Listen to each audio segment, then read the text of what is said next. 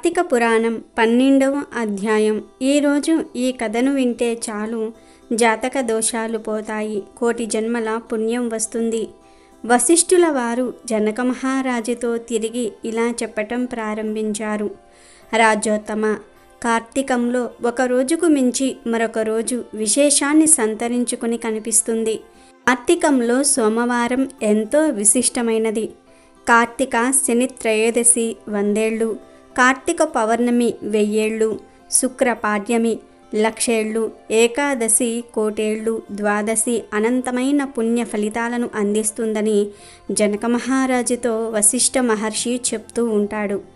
ద్వాదశి రోజున చేసే దానం వలన కలిగే ఫలితాలను మాటల్లో చెప్పలేము. ఆ రోజున ఆవు దూడలను బ్రాహ్మణుడికి దానం ఇవ్వటం వలన ఆవు శరీరంపై ఎన్ని రోమాలు ఉంటాయో అన్ని వేల సంవత్సరాలు స్వర్గంలో ఉంటారని అంటాడు. కార్తీక ద్వాదశి రోజున సాలగ్రామ దానం చేయాలి. ఆ విధంగా చేయటం వలన ఎలాంటి ఫలితం కలుగుతుందనే విషయానికి సంబంధించిన ఒక కథను వశిష్ఠ మహర్షి జనక మహారాజుకు చెప్పటం మొదలు పెడతాడు. పూర్వం గోదావరి తీరంలో ఒక వైశ్యుడు ఉండేవాడు. ఆయన చాలా పిసినారి. ఊళ్ళో వాళ్లకు అప్పులు ఇస్తూ అధిక వడ్డీలు రాబడుతూ ఉంటాడు. ఇంతటి సిరి సంపదలు ఉన్నప్పటికీ ఆయన ఎవ్వరికీ ఎలాంటి సాయం చేయడు. దైవ కార్యాల వైపు కన్నెత్తి కూడా చూడడు. ఏ రోజుకు ఆ రోజు ఎంత లాభం వచ్చిందనే లెక్కలు వేసుకుంటూ ఉంటాడు. ఊళ్ళో వాళ్ళల్లో చాలామంది ఆయన దగ్గర అప్పు తీసుకున్న వారే గనుక ఆయనకు ఎదురు మాట్లాడే ధైర్యం ఎవరికీ ఉండేది కాదు. అలా మాట్లాడితే తాము తీసుకున్న డబ్బు తిరిగి ఇచ్చేయమని ఒత్తిడి చేస్తాడని భయపడుతూ ఉంటారు. దాంతో ఆ వైశ్యుడు మరింత కటువుగా వ్యవహరిస్తూ ఉంటాడు. ఒక రోజున ఒక బ్రాహ్మణుడి దగ్గర అప్పు వసూలు చేయడానికి వెళ్తాడు. ఉన్న పలంగా తన డబ్బు చెల్లించమని, లేదంటే ఊరుకునేది లేదంటూ ఆగ్రహావేశాలను వ్యక్తం చేస్తాడు. ప్రస్తుతం తన దగ్గర డబ్బు లేదని, అప్పు ఎగ్గొట్టాలనే ఆలోచన కూడా తనకు లేదని ఆ బ్రాహ్మణుడు చెప్తాడు. కొంత గడువు ఇమ్మని కోరతాడు. ఇంతకాలం ఆగటమే ఎక్కువని, ఇంకా నిరీక్షించటం తన వలన కాదని, మర్యాదగా డబ్బు చెల్లించమని ఆ వైశ్యుడు పట్టుబడతాడు. ఇప్పటికిప్పుడు తాను ఎక్కడి నుంచి తెచ్చేది, ఎవరు ఇస్తారు అంటూ ఆ బ్రాహ్మణుడు నిస్సహాయతను ప్రదర్శిస్తాడు. కొంత సమయం ఇస్తే అనా పైసాతో సహా ఇచ్చుకుంటానని ప్రాధేయపడతాడు. అయినా ఆ వైశ్యుడు వినిపించుకోకుండా ఆ బ్రాహ్మణుడి ఇంటి ముందు చిందులు తొక్కుతూ అనేక రకాలుగా తిడుతూ చివరికి ఆవేశాన్ని అణుచుకోలేక కొడతాడు. ఊహించని ఆ దెబ్బకు ఆ బ్రాహ్మణుడు అక్కడికక్కడే చనిపోతాడు. బ్రాహ్మణుడు తన దెబ్బలకు చనిపోవటం చూసి ఆ వైశ్యుడు భయపడిపోతాడు. ఆ సంఘటనను ఎవరైనా చూశారేమోనని అటు ఇటు చూస్తాడు. ఒకవేళ ఎవరైనా చూసినా తానంటే ఉన్న భయం కారణంగా ఎవ్వరికీ చెప్పరనే ధైర్యంతో అక్కడి నుంచి వెళ్ళిపోతాడు. అయితే ఒకవేళ ఎవరైనా న్యాయాధికారితో చెప్తే తన పరిస్థితి ఏమిటనే భయం ఆయనను వెంటాడుతూనే ఉంటుంది. ఎవరు ఏ సమయంలో వచ్చి ఆ హత్య గురించి అడుగుతారోనని కంగారు పడిపోతూనే చాలా కాలం గడుపుతాడు. ఆ తర్వాత కొంతకాలానికి ఆ వైశ్యుడు కూడా చనిపోతాడు. వ్యాపారం పేరుతో ఎంతోమందిని ఎన్నో రకాలుగా పీడించిన ఆ వైశ్యుడిని యమభటులు యమలోకానికి తీసుకువెళ్తారు. యమధర్మరాజు ఆయన పాపాల చిట్టాను పరిశీలించి రౌరవాది నరకాలు అనుభవించేలాగా చేయమని ఆదేశిస్తాడు. దాంతో ఆ వైశ్యుడికి అత్యంత భయంకరమైన, బాధాకరమైన ఆ శిక్షలు అమలు జరుగుతూ ఉంటాయి. నరకంలో ఇంతటి బాధలను అనుభవించవలసి ఉంటుందని తెలిస్తే అంతటి ఘోరాలు చేసి ఉండేవాడిని కాదగదా అని విచారిస్తూనే ఆ వైశ్యుడు ఆ శిక్షలను అనుభవిస్తూ ఉంటాడు. ఆ వైశ్యుడికి ధర్మవీరుడు అనే ఒక కొడుకు ఉంటాడు.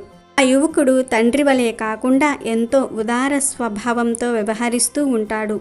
దైవ కార్యాలు నిర్వహించటమే కాకుండా ప్రజలకు ఉపయోగపడే బావులు, చెరువులు త్రవ్విస్తూ ఉంటాడు. వ్యాపారం చేస్తున్నప్పటికీ ధర్మం తప్పకుండా నడుచుకుంటూ ఉంటాడు. ఎవరు ఎలాంటి అవసరాల్లో ఉన్నా, ఆపదల్లో ఉన్నా ఆదుకుంటూ ఉంటాడు. అలాంటి ధర్మవీరుడి ఇంటికి నారదుడు ఒక రోజున వస్తాడు. సాక్షాత్తు నారదుడు తన ఇంటికి రావటం ధర్మవీరుడికి ఆశ్చర్యాన్ని కలిగిస్తుంది.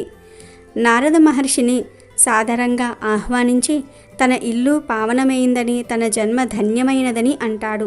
నారద మహర్షి నుంచి అనేక ఆధ్యాత్మికపరమైన విషయాలను అడిగి తెలుసుకుంటాడు. ఆ సమయంలోనే అతనికి కార్తీక మాసం యొక్క విశిష్టతను గురించి నారదుడు చెప్తాడు.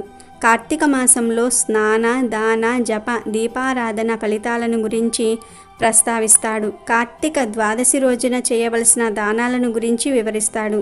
కార్తీక ద్వాదశి రోజున సాలగ్రామ దానం చేయమని, ఆ దాన ఫలితంగా అతని తండ్రికి నరకలోకం నుంచి విముక్తి కలుగుతుందని చెప్తాడు.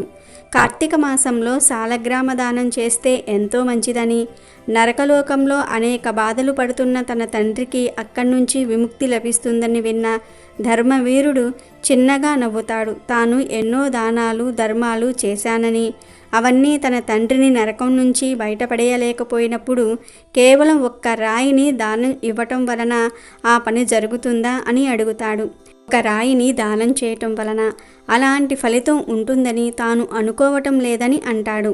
ఏది దానం చేసినా అది తీసుకున్న వారికి ఉపయోగపడాలని, ఒక రాయి దేనికి ఉపయోగపడుతుందని ప్రశ్నిస్తాడు. అలాంటి ఉపయోగం లేని సాలగ్రామాన్ని తాను దానం ఇవ్వలేనని చెప్తాడు. సాలగ్రామం గురించి అవగాహన లేకుండా ఆయన అలా మాట్లాడడం తాను చెప్తున్నా వినిపించుకోకపోవటంతో నారద మహర్షి మౌనంగా అక్కడి నుంచి వెళ్ళిపోతాడు. అయితే నారద మహర్షి అంతటివాడు చెప్తూ ఉన్నా వినిపించుకోకపోవటం వలన సాలగ్రామాన్ని గురించి అవమానకరంగా మాట్లాడడం వలన ఆ పాపం ధర్మవీరుడి ఖాతాలోనికి చేరిపోతుంది. ఫలితంగా ధర్మవీరుడు పులిగా, కోతిగా, ఆంబోతుగా అనేక జన్మలెత్తుతాడు.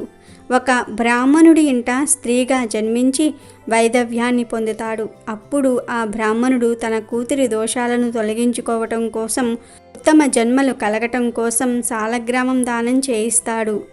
ఆ పుణ్య విశేషం వలన తన 23వ జన్మలో ధర్మవీరుడు నియమనిష్టలెరిగిన ఒక బ్రాహ్మణ కుటుంబంలో జన్మిస్తాడు. పూర్వజన్మ వాసనల వలన కార్తీక ద్వాదశి రోజున ఆయన సాలగ్రామ దానం చేస్తాడు. ధర్మవీరుడు చేసిన సాలగ్రామ దానం వలన ఆయనకు అనంతమైన పుణ్య ఫలితాలు లభిస్తాయి. అప్పటి వరకు నరకలోకంలో అనేక బాధలను అనుభవిస్తూ వచ్చిన తన తండ్రి అయిన వైశ్యుడు అందులో నుంచి బయటపడగలుగుతాడు. తన కుమారుడు చేసిన సాలగ్రామ దానం ఫలితంగా నరకం నుంచి విముక్తిని పొంది పుణ్యలోకాలకు వెళ్ళిపోతాడు. కార్తీక మాసంలో ద్వాదశి రోజున చేసే సాలగ్రామ దాన ఫలితం ఏ స్థాయిలో ఉంటుందో వివరించిన వశిష్ఠ మహర్షికి జనక మహారాజు భక్తి శ్రద్ధలతో నమస్కరిస్తాడు. ఇకాంద పురాణాంతర్గత వశిష్ఠ ప్రోక్త కార్తీక మహత్య మందలి 12వ అధ్యాయము 12వ రోజు పారాయణము సమాప్తం.